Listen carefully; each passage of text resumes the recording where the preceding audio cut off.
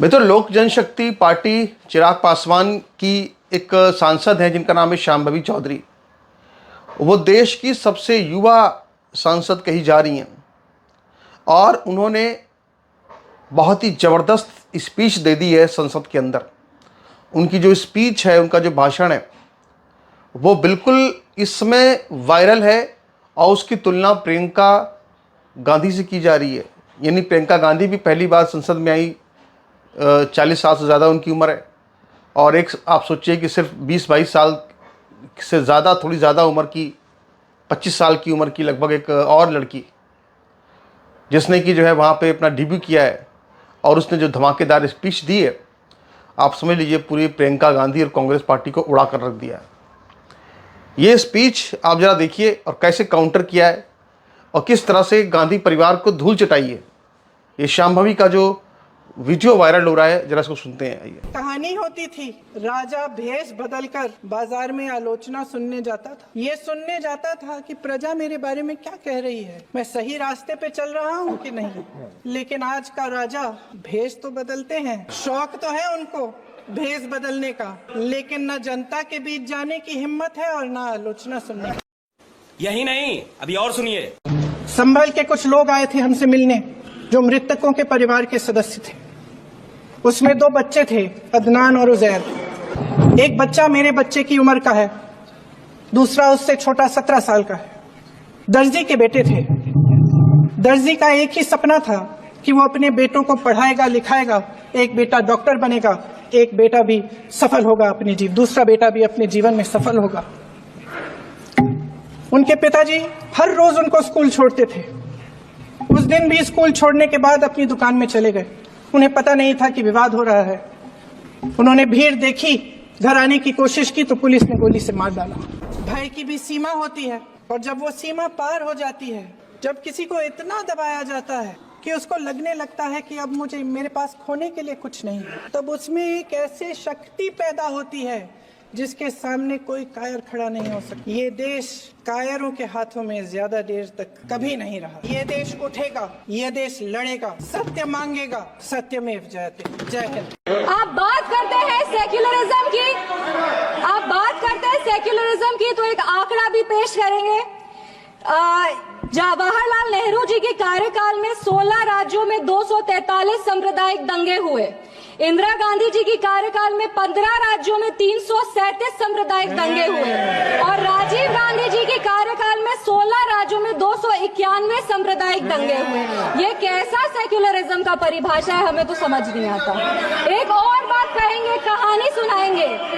1984 में जब सिख रायट हो रहा था, 1984 में जब सिख रायट हो रहा था, तो एक सिख समुदाय के व्यक्ति एक दलित नेता के घर में रक्षा पाने के लिए गए थे, एक पनाह मांगने गए थे। उस दलित नेता के घर को जला दिया गया था। वो दलित नेता कोई और नहीं, हमारे पार्टी के संस्थापक श्रद्धेय रामविलास पासवान जी थे, जिनके घर को 1984 चिराग पासवान जी के आभारी हैं।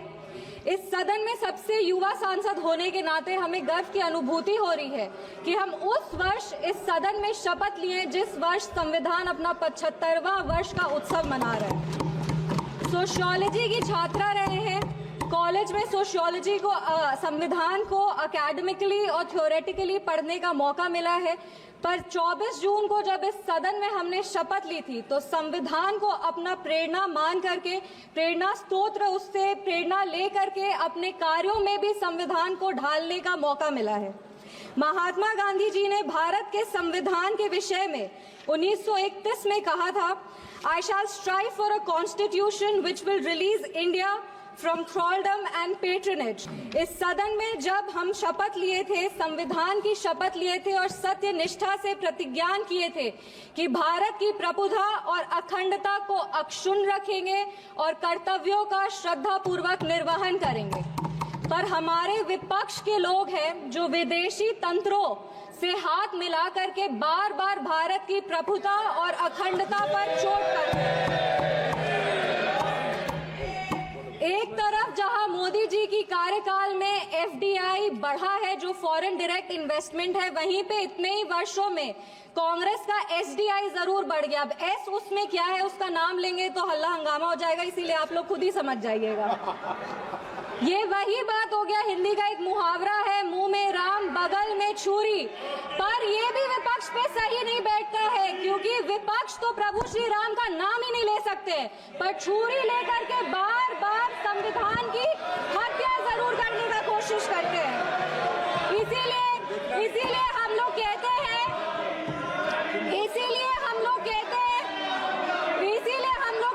कि संविधान नेता के हाथ में नहीं, संविधान नेता के दिल में होना चाहिए। एक उदाहरण देते हैं, 2008 में इसी सदन में ट्रस्ट बोर्ड के लिए कैश फॉर वोट स्कैम किया गया था और लोकतंत्र का गला घोटने का कोशिश किया गया था। आपातकाल इमरजेंसी में जिस तरह से संविधान का चीरहरण हुआ था वो हम सब ने देखा था, और हम तो बिहार की बेटी हैं। बिहार के एक पुत्र थे जयप्रकाश नारायण जी, जिन्होंने इसी दिल्ली में रामलीला मैदान में राष्ट्रकवि रामधारी सिंह दिनकर की एक कविता पढ़ी थी, सिंहासन खाली करो कि जनता आती है। उसने कांग्रेस की जड़ों को हिला दिया था और भारत में एक नई क्रांति का आह्वान किया था। आज जब हम संविधान के 75वें वर्ष का उत्सव मना रहे हैं, तो हम नमन करते हैं संविधान के निर्माता डॉक्टर बाबा साहब भीमराव अंबेडकर जी का, जिन्होंने अपनी पूरे जीवन की सीख को इस संविधान के निर्माण में लगा दिया। लेकिन कांग्रेस ने उनका अपमान करने से वो कभी नहीं चूके। जिस संविधान सभा सेंट्रल हॉल में संविधान पे चर्चा हुई, संविधान लिखा गया, उस सेंट्रल हॉल में बाबा साहब की चित्र तक को इन्होंने लगने नहीं दिया। इनके कार्यकाल के 2 प्रधानमंत्री ने खुद भारत रत्न लिया सर मैम, लेकिन बाबा साहब को भारत रत्न नहीं देने दिया।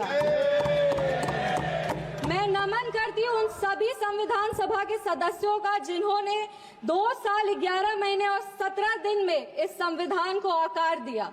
बिहार के, इस देश के पहले राष्ट्रपति और संविधान सभा के अध्यक्ष डॉक्टर राजेंद्र प्रसाद जी का, और संविधान सभा के सबसे पहले अध्यक्ष सच्चिदानंद सिन्हा जी का, जिन्होंने मिल करके इस संविधान के निर्माण में अपनी पूरी जीवन लगा दी।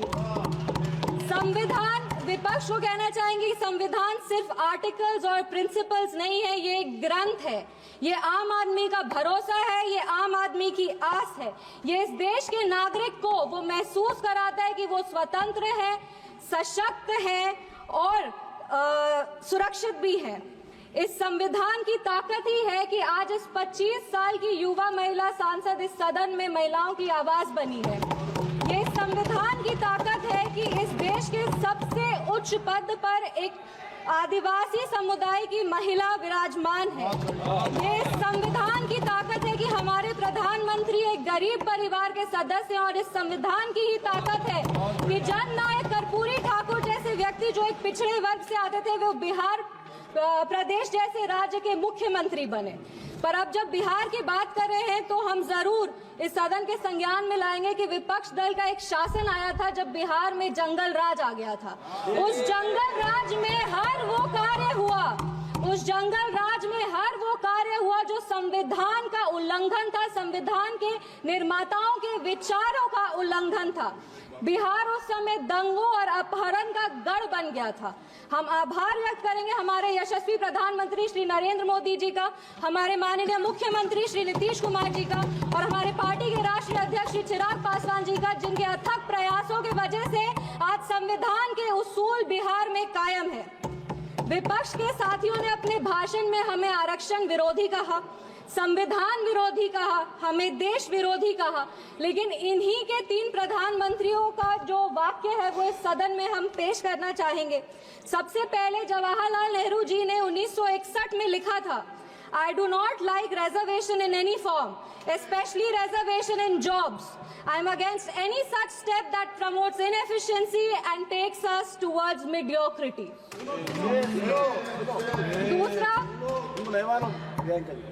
दूसरा इंदिरा गांधी जी ने, नीरज चौधरी जी की एक किताब थी हाउ प्राइम मिनिस्टर डिसाइड्स, उसमें उन्होंने कहा था अपने तब के लॉ मिनिस्टर शिव शंकर जी को कि एक ऐसा ATR तैयार कीजिए कि सांप भी मर जाए और लाठी भी ना टूटे। ये मंडल कमीशन के रिपोर्ट पे उन्होंने कहा था। तीसरी राजीव गांधी जी ने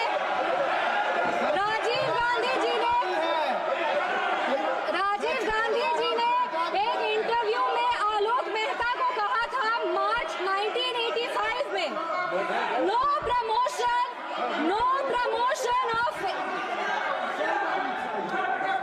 राजीव गांधी जी ने एक इंटरव्यू में जर्नलिस्ट आलोक मेहता को कहा था मार्च 1985 में कि no promotion of idiots in the name of reservation, and that promoting idiots in the name of reservation would harm the entire country.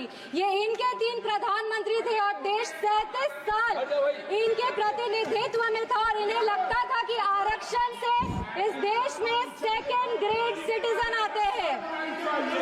Congress को माफी मांगनी चाहिए इस पर। आप बात करते हैं सेक्युलरिज्म की, तो एक आंकड़ा भी पेश करेंगे।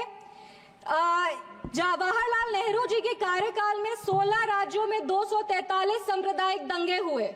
इंदिरा गांधी जी के कार्यकाल में 15 राज्यों में 337 सांप्रदायिक दंगे हुए और राजीव गांधी जी के कार्यकाल में 16 राज्यों में 291 सांप्रदायिक दंगे हुए। ये कैसा सेक्युलरिज्म का परिभाषा है, हमें तो समझ नहीं आता। एक और बात कहेंगे, कहानी सुनाएंगे।